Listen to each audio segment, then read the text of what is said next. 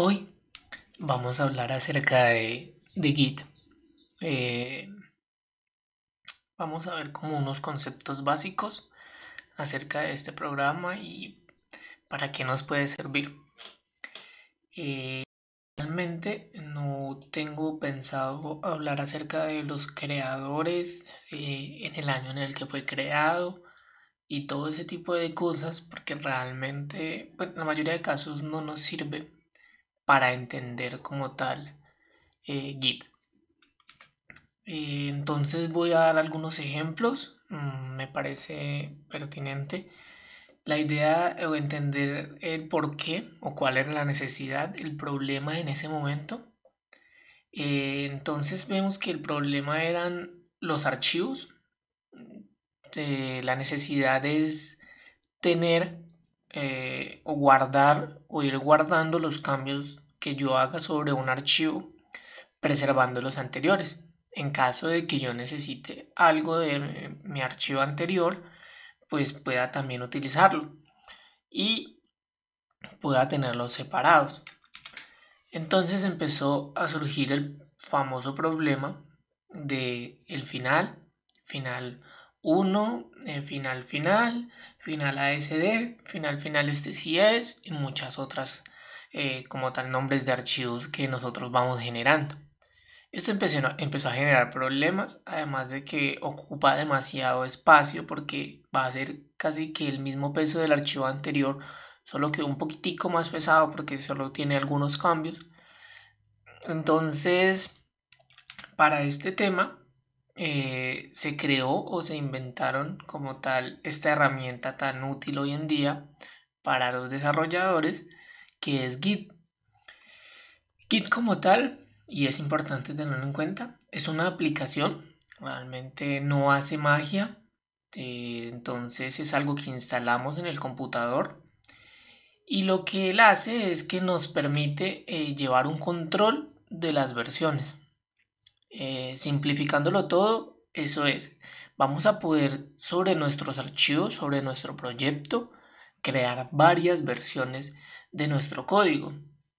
Entonces podemos llevar un historial, podemos llevar un registro de cambios que realizan en los archivos de mi computador. Cada vez que yo vaya cambiando un archivo en mi computador, entonces voy a crear una nueva versión. Pero entonces, ¿qué hace esto diferente de el momento, digamos, de simplemente crear otra versión? Quieren llamarlo este sí es.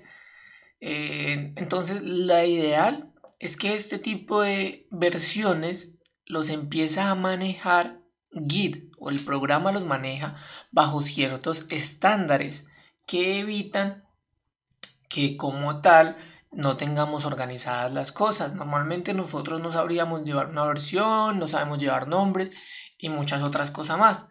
Entonces, lo que nos propone Git es un commit, así se le llama. Lo que vamos a hacer con ese commit o lo que Git hace con ese commit es verificar la versión anterior y verificar qué cambios tiene y luego crea una versión actual preservando la versión anterior sobre el archivo que esté modificado, sobre todos esos archivos que vayan modificando. El git commit va a tomar esas modificaciones que nosotros hayamos hecho, va a crear una versión, una nueva versión del archivo, la va a crear, pero un poco más organizado. Sobre cada commit o sobre cada versión que nosotros vayamos creando usando Git, vamos a tener una identificación, es decir, vamos a saber qué persona, con qué correo y con qué nombre creó esta versión. Vamos a saber la fecha y hora exacta en la que se creó esta versión y la persona debe de poner algunos detalles sobre lo que hace esta nueva versión. Entonces ya vamos viendo que Git nos pone como un estándar para que esas versiones puedan ir siendo como tal organizadas. Estas versiones no duplican el archivo como tal. No se va a copiar y se le agrega simplemente el contenido extra. Lo que Git hace es comparar la versión que él guardó anteriormente. Git como tal es una aplicación que se instala en su computador, entonces por así decirlo, él tiene su propia base de datos.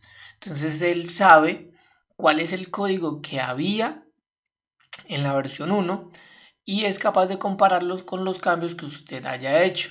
Entonces él va a venir y le dice, vea, en la versión 1 o en la versión anterior, en la versión justamente actual, tiene estos cambios y usted a través de su editor de código, no sé, Visual Studio Code o Sublime Text, acaba de hacer estos cambios. Entonces, si usted hace un commit, o sea, si usted crea una nueva versión, esto es lo que va a guardar Git y nada más. Realmente no va a crear o a guardar los archivos anteriores porque no son necesarios. Las líneas anteriores no son necesarias. Git solamente guardaría o almacenaría en su base de datos lo que nosotros hayamos cambiado, la línea que se haya modificado. De esta forma, Git ahorra espacio y obviamente empieza a ser mucho más rápido. Después de que Git, podríamos tener una analogía, después de que Git crea como tal las versiones, podríamos ver como unos de estos cajones. Acá no sé si se alcanza a notar, ahí está la fecha de cada uno de esos documentos. Entonces Git hace o crea o almacena de una forma muy organizada cada una de las versiones, o sea, cada uno de los cambios que vamos teniendo como tal en nuestros archivos. Y ya pues que de que esto esté organizado con una descripción y con el usuario que lo hizo, pues va a ser mucho más fácil buscarlo, que es como este ejemplo. Si simplemente tenemos todos nuestros datos personales en un escritorio de este tipo, pues va a ser mucho más fácil como tal encontrarlo. Si lo miramos desde la parte de la consola, Git lo que hace es mostrarnos de esta manera. Obviamente acá hay un par de datos ocultos, pues para simplificar los datos, que podría ser la fecha, podría ser el correo, podría ser el nombre de la persona que lo hizo. Entonces acá solamente estamos viendo un ID autogenerado como cualquier otra base de datos. La base de datos de Git lo que hace es generar un ID bastante único, alfanumérico, y nos muestra como tal la descripción que puso la persona cuando creó esta versión. Cada una de estas líneas es una versión diferente con su propia descripción. Pudo haber sido hecha por diferentes personas y obviamente en diferentes fechas. Estamos resaltando simplemente una, entonces es decir, en este momento lo que se hizo fue que se reformateó como tal el código y este fue el ID que se le generó a esta versión. Ahora, ya que sabemos crear versiones, ya que sabemos que Git es un programa que crea versiones, necesitamos entender que estas versiones son creadas en nuestro computador de forma local. Si este computador le llegara a pasar algo, se nos rompe por X o Y motivo, estaríamos perdiendo todo nuestro código e incluso nuestras versiones, porque todo lo que tenga Git pues está dentro de su computador.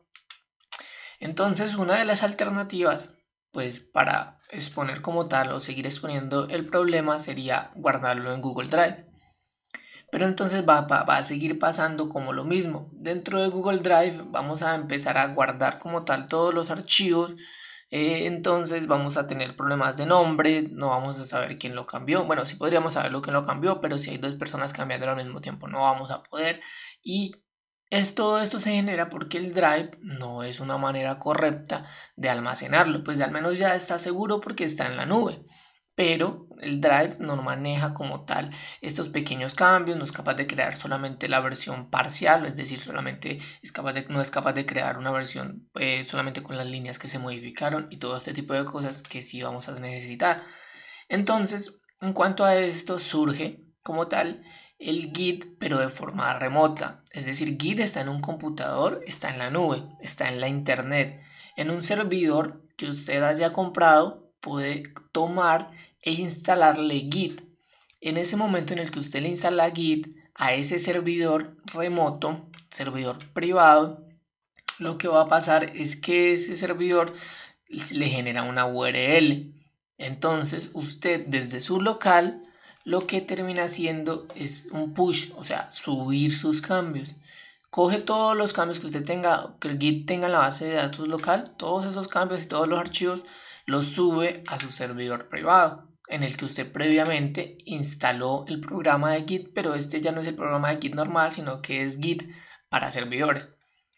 Después de que Git para servidores esté instalado, tendríamos nuestra URL con nuestro servidor privado y el nombre de nuestro repositorio, y allá con este comando subiríamos todos nuestros cambios. Entonces cada vez que creemos una versión y cada vez que alguien más cree otra versión, lo que hacemos es un push y todas las versiones van a quedar ya en el servidor de forma remota. De esta manera, si se nos daña nuestro computador, si se nos daña nuestra máquina local, no va a haber problema porque todo va a estar en un servidor remoto. Pero aquí surge otro problema.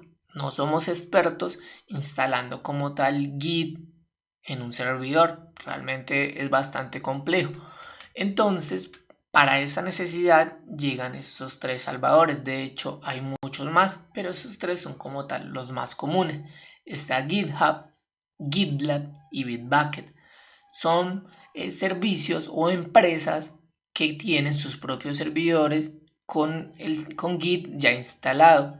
Entonces lo que nosotros hacemos es que tenemos nuestro propio Git local, tenemos nuestro repositorio local, trabajamos, creamos nuestras versiones y lo que hacemos es crear una cuenta en cualquiera de los tres. Realmente cualquiera sirve, ya solamente es de su preferencia.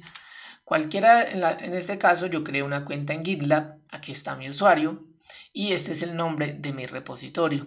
Entonces lo único que tengo que hacer es un push, o sea, subir los cambios que tengo creados localmente a este repositorio de GitLab, en este caso GitLab, GitHub o donde quiera que yo lo haya elegido, lo subo allá y entonces yo ya puedo entrar a la página. Este ejemplo es de GitHub, entonces yo ya podría entrar a la página para ver que todos mis cambios, todas mis versiones de mi código van a estar allá alojadas de forma segura, porque obviamente ya toda esta parte de Git va a ser administrado completamente por la página en la que nos hayamos registrado.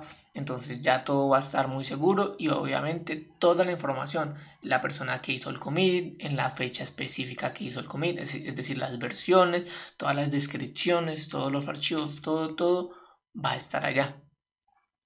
Espero como tal me hayan entendido, me haya hecho entender. Esto fue una explicación muy básica acerca de lo que hace Git, para qué fue creado y muchas gracias por ver el video.